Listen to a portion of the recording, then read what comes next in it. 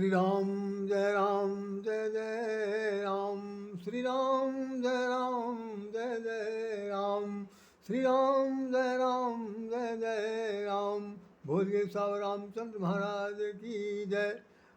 आज जेठ मास का 5वां और अंतिम मंगलवार है।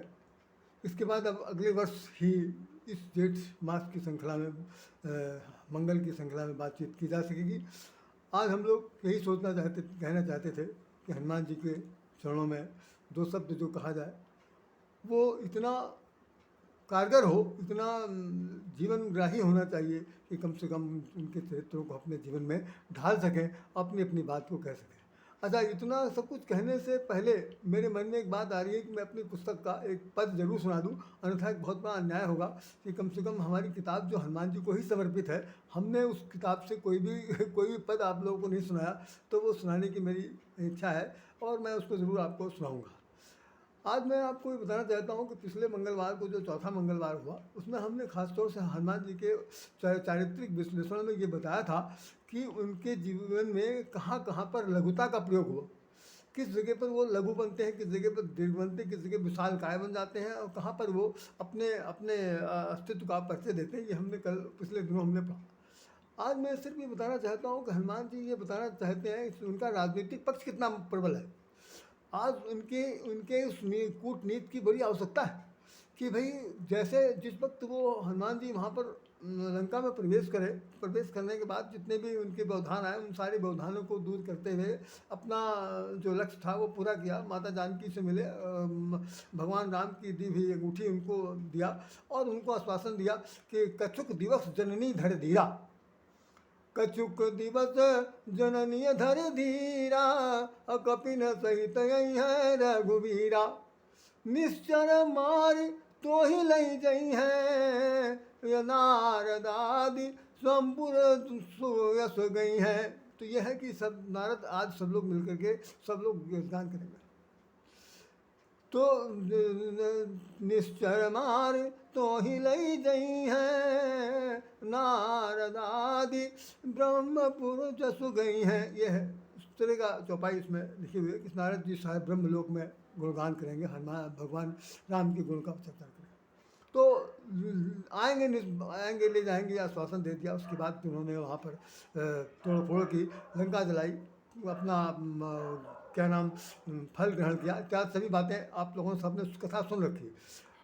सच ये है कि जिस वक्त रावण से उनकी मुलाकात हुई और वो पकड़ कर लाए गए बांध के, ब्रह्म सर तही मारा कपिमन कीन विचार, जो न ब्रह्म सर मान्य हूँ महिमा मिटे पार।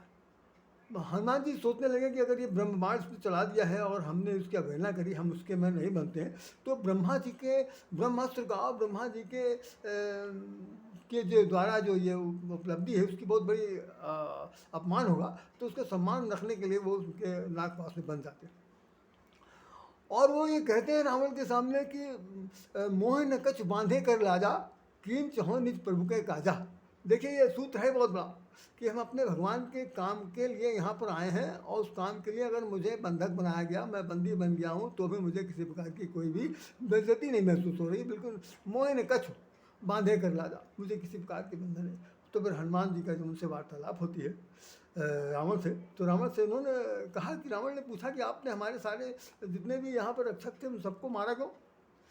तो हनुमान जी ने जो बात कही वो जो हमारे आप सब लोगों के लिए जीवन में बहुत शुभदायक है। आज की परिस्थितियों में आज की परिवेश में ऐसी स्थिति आ गई है कि तरह तरह की विषमताएं आ गई हैं, लोगों का रहन सहन बड़ा दुश्वार हो गया है, तरह तरह की धार्मिक उन्माद उत्पन्न हो रहे हैं और उनमें के आधार पर यह है कि मानसिक अंधता और धार्मिक अंधता का बड़ा भारी प्रकोप छा गया।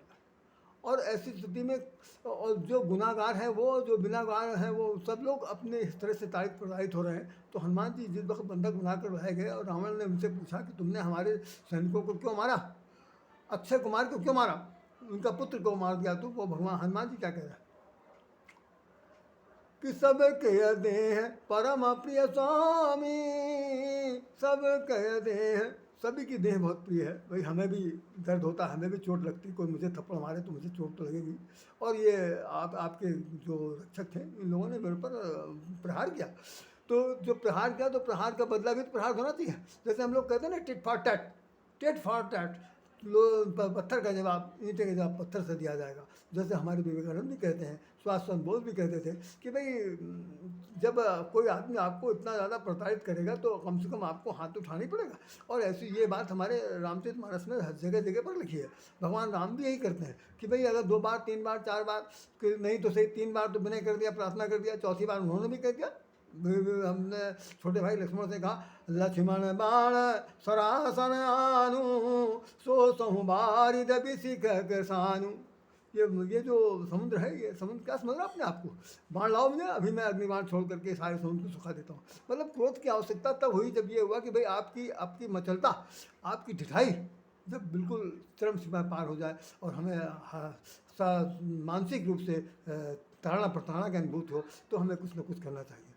अब हनुमान जी क्या करें कि जय मोहि मारा, उत्तर दे रहे हैं, जय मोहि मारा तही मोहि मारे और नहीं पर बांधे वतन ही तुम्हारे। जही मोहि मारा तही तय मैं मारे अतही पर बांधे वतन है तुम्हारे। मैंने उसी को मारा। देख लीजिए साहब, जिसने मुझको मारा, मतलब हमने उसी के ऊपर हाथ छोड़ा है जिसने मुझे मारा। और तो इसका मतलब क्या हुआ कि भाई आपके शरीर पर कोई वार करे, आपके शरीर को कोई नुकसान पहुंचाए, आपके अस्तित्व को कोई नेस्ताभूत करे या आपको जड़ से कोई ख़त्म करना चाहे, तो इस स्थिति में क्या करना पड़ेगा, आपको भी कुछ ना कुछ तो करना ही पड़ेगा। तो कब तक मौन धारण कर रह सकते हैं, तो हनुमान जी ने बता दिया। हनुमान जी ने अपने चारित्रिक विश्लेषण में कह दिया, राजनीतिक दांव वो वहाँ पर कह सकते थे। और उसके बाद उन्होंने सब कुछ समझा दिया, उसको रावण को बता दिया कि विनती करऊँ जोरी कर रावण, विनती करऊँ। देखिए राजनीति क्या कह रही, विनती प्रार्थना कर रहे हैं और कह चुके हैं कि मुझे जिसने मारा मैंने उसको मारा।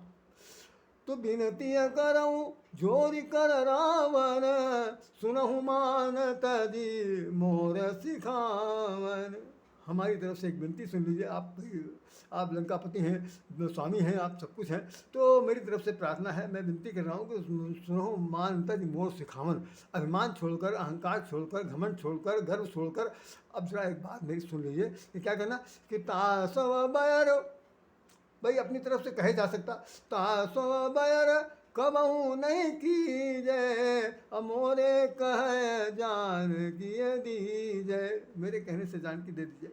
तो भाई उसमें रामचरितमानस का वो उदाहरण बहुत सुंदर है। हम तो कह रहा हूँ कि उसको हर व्यक्ति को पढ़ लेना चाहिए, जिसमें लिखा हुआ कि यद्यपि कहीं कपि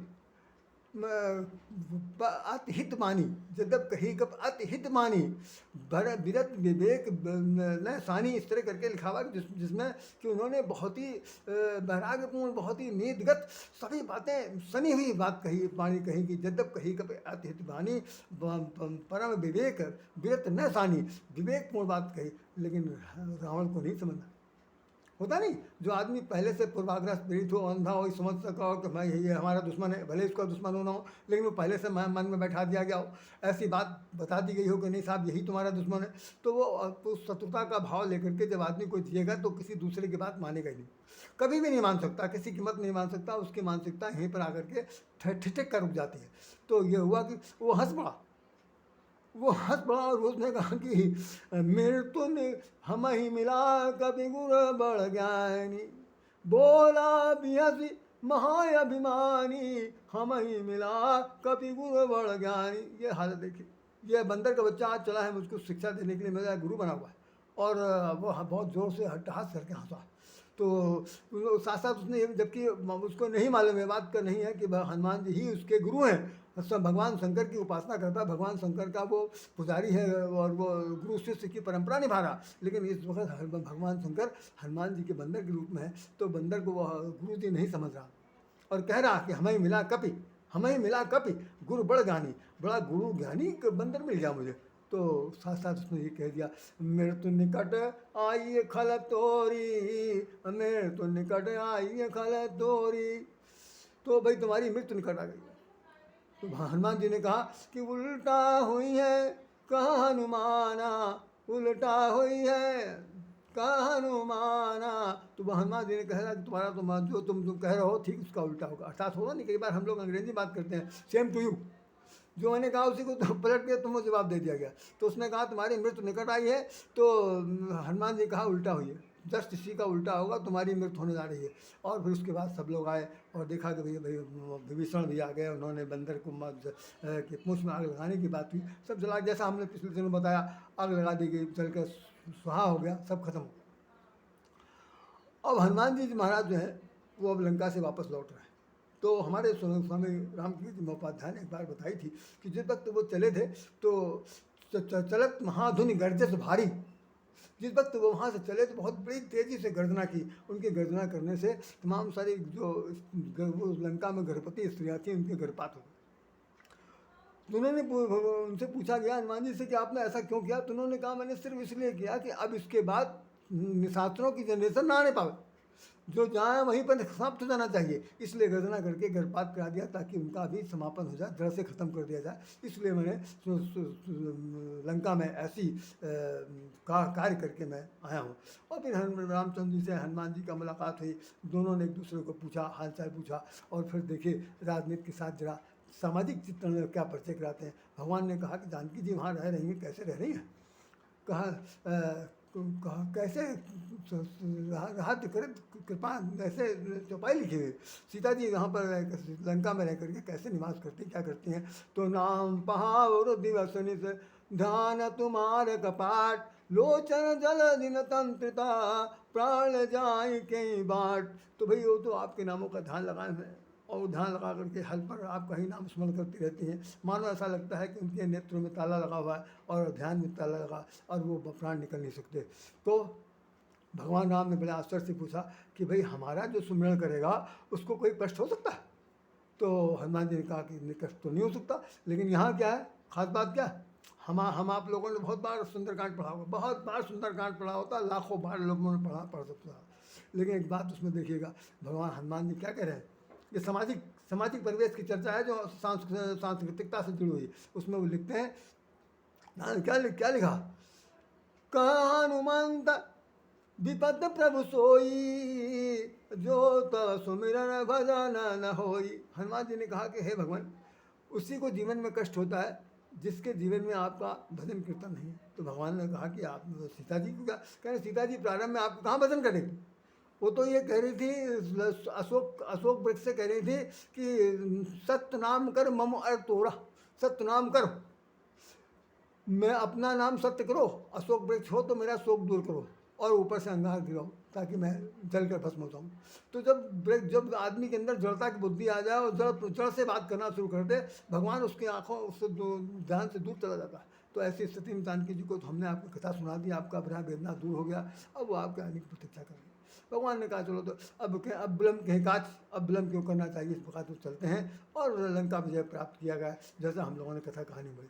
हम समझते हैं इस बात को आज हम यहीं विराम में और वो पद पढ़ देना चाहते हैं जिसकी मेरी बड़ी उनका उत्कंठा है। यदि मैं वो भजन नहीं पढ़ूंगा तो ऐसा लगेगा जैसे मैंने आज इस वर्ष की व्याख्यान में वो सब चीज़ छूट गया जिसकी आवश्यकता थी। लेकिन इसके साथ साथ मैं दिखा दूँ आपको, ये देखिए हमारे कई लेख अखबारों में छपे हैं, कई लेख अखबारों में छपे हैं। जैसे एक उदाहरण देखिए, आप देखेंगे, देख लीजिए, हनुमत से ही सब सुख करेंगे, हनुमत से ही सब सुख करेंगे, ये एक लेख हमारा अखबार में छपा।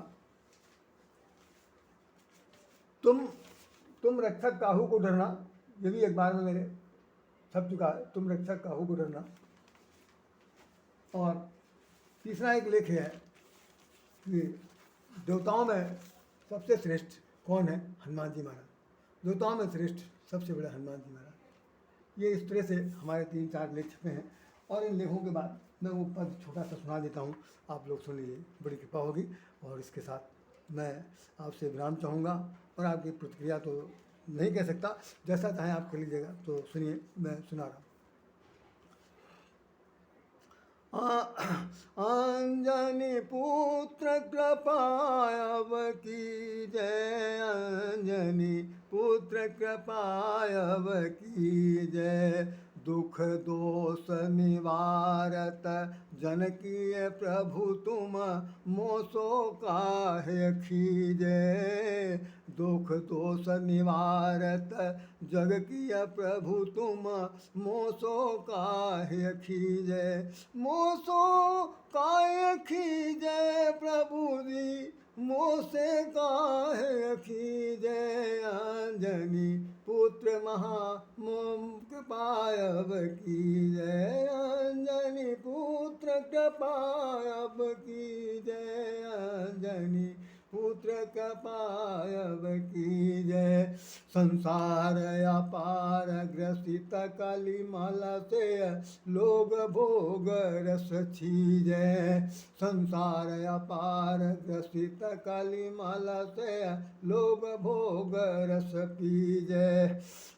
धाय धाय धरि खाए परस पर, धाय धाय धरि खाए परस पर, झंखहि दो करमी जय। अंजनी पुत्र कृपायब कीजे, अंजनी पुत्र कृपायब कीजे, अंजनी पुत्र कृपायब कीजे। धन पद धाम काम हित जग में, उठा पटक सब कीजे, धन पद धाम काम हित जग में, उठा पटक सब कीजे। पाप ताप चढ़ी गयो जवर बनी, ताप पाप ताप चढ़ी गयो जवर बनी, मर्याद रहित सब जीजे। अंजनी पुत्र कृपायब कीजय। उत्तम सोच बिरल बिरल भयो जग में, धर्म कर्म सब पीछीजय। उत्तम सोच बिरल भयो जग में, धर्म कर्म सब चीजे। मटिया मेट करे सब मिल के, मटिया मेट करे सब मिल के, वरजे पर सब खीजे। अंजनी पुत्र कृपायब कीजे। नेम धर्म आचार कतहु नहीं, निर्दयी न कबहु पसीजे। नेम धर्म आचार न कतहु, निर्दयी न कबहु पसीजे। लोक स्नान किए भूख में पड़ी के, लोक स्नान किए भूख में पड़ी के, मार काट सब की जय। अंजनी पुत्र कृपायब की जय। पग पग पर हिंसक प्रतिघाती, लोभ लाभ में श्रीजय। निज हित बस को कहाँ मारी दे, निज हित बस को कहाँ मारी दे, सोचत हूँ का की जय। अंजनी पुत्र कृपायब की जय। पर सेवा उपकार बिकानो, लोक लाज सब पीजय। अंकुश एक रहित हरहिन भयो जन में, अंकुश रहित रहनि भयो जग में, ऐसे में का कीजय। अंजनी पुत्र कृपायब कीजय। ऐसी बही बयार जगत में, कौन कहे का कीजय। ऐसी बही बयार जगत में, कौन कहे का कीजय। राधे दुखी मनावत हनुमत, राधे दुखी मनावत हनुमत, कृपा वृष्टि कर कीजय। अंजनी पुत्र कृपायब कीजय। ये हमारी पुस्तक का ये 19वां पद था जो मैंने आपको सुना, जो बड़े गौर से सुनिए। 19वां पद।